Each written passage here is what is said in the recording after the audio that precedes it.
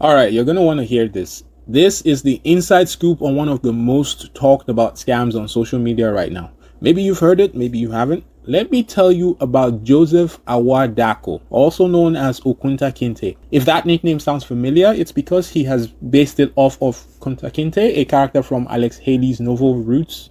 Some of you might remember that book. There was even a TV series at one point. Anyways, this Okuntakinte is a Ghanaian British artist. This man announced plans for medical assistance in dying. He told people he was going to pursue medical assistance in dying in the Netherlands, and then started this massive dinner project with strangers across Europe. I know it's wild, right? We'll get into all that in a sec. Stick around till the end because I'm putting this through a scam meter out of 10. You can draw your own conclusions as well after you hear the story from me. Let me break it down for you first. Okuntakinte was born in London and built his career mainly in Accra, Ghana. He founded the Noldor residency to support young African artists and was seen as a rising star in the art scene. He mixed art with social entrepreneurship and spoke openly about mental health and African identity. By 2024, things started to unravel. In May of 2024, Okuntakinte claimed that he had been sexually assaulted twice in June 2021 by artist Kehinde Wiley during and after a dinner event in Ghana. He claimed that he was first inappropriately groped shortly after meeting Kehinde Wiley and then was subject to a much more severe and violent assault later that day. Okuntakinte then said that he had not initially recognized the incident as an assault and that he had not reported it due to attitudes towards LGBTQ rights in Ghana.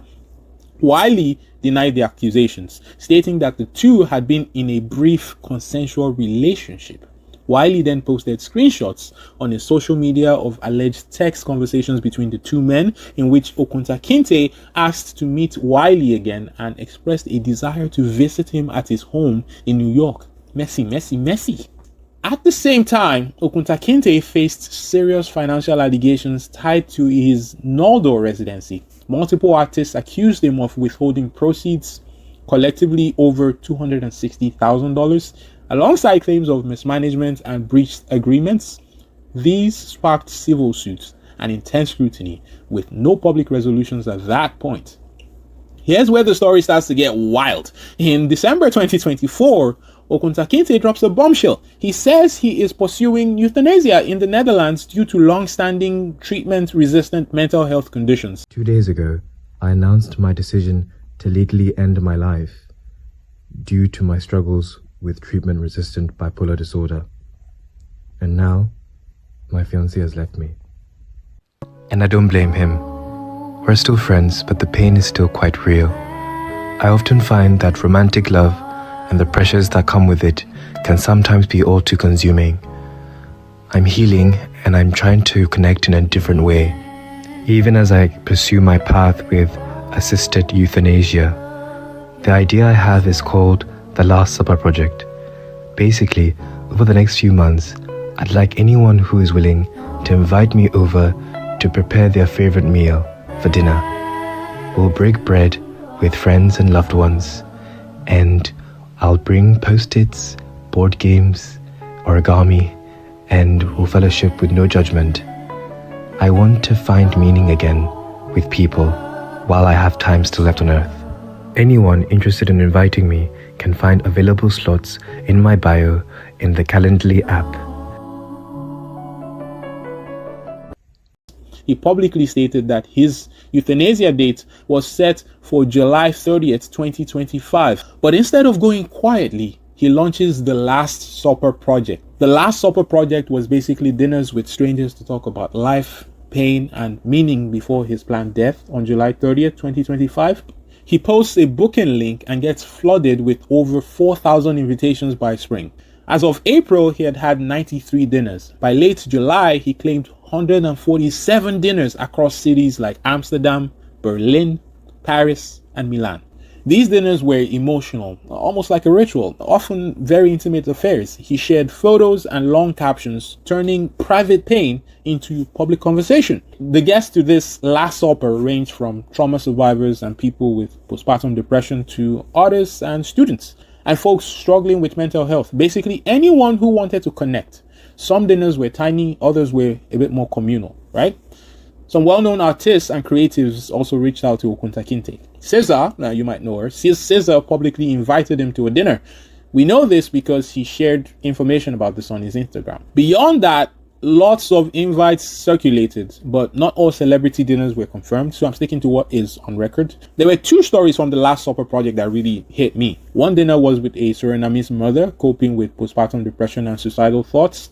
She brought her kids to the table for a guided conversation over homemade soup. Another was with Emmanuel, who lives with complex PTSD and at the time was scheduled to die by assisted death on July 30th, same date as Okuntakinte. These meals weren't just food. They were confessions, they were testimonies, and sometimes they were goodbyes. It is important to note that Okuntakinte did not charge for these dinners. Hosts typically covered food and often covered travel or lodging support. There were gifts and hospitality also along the way. People who have criticized this Last Supper project say he benefited in other ways. He got hypervisibility, which boosted his social media following quite a bit. He is sitting at over 500,000 followers on Instagram right now. He also got free travel and accommodation at times. Let's talk about the credibility gap here, because this is where the story breaks. Dutch euthanasia for psychiatric suffering is actually legal, but it is a cautious, lengthy process with strict due care criteria. They don't just give it to anybody who asks, right? There are multiple consultations and psychiatric assessments, and it takes time. It takes time, as it should. By his own later admissions, Okuntakinte revealed he hadn't seen a psychiatrist in more than 3 years and wasn't on any prescribed medication. He also acknowledged he hadn't formally initiated the euthanasia process. So he was carrying on with these dinners like it was his last supper, but really it wasn't, right? After that, he was undocumented in the Netherlands, which makes practical access to Dutch physicians and continuity of care extremely unlikely. You put all this together, the plan he presented online couldn't have moved forward at that time.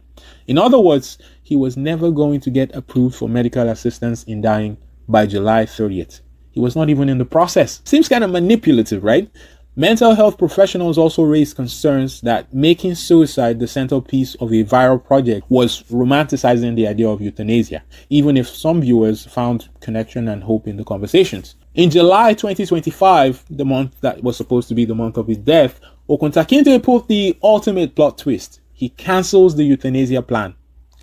He announces he's engaged and says the relationship gave him a new reason to live. All right. It's scam meter time.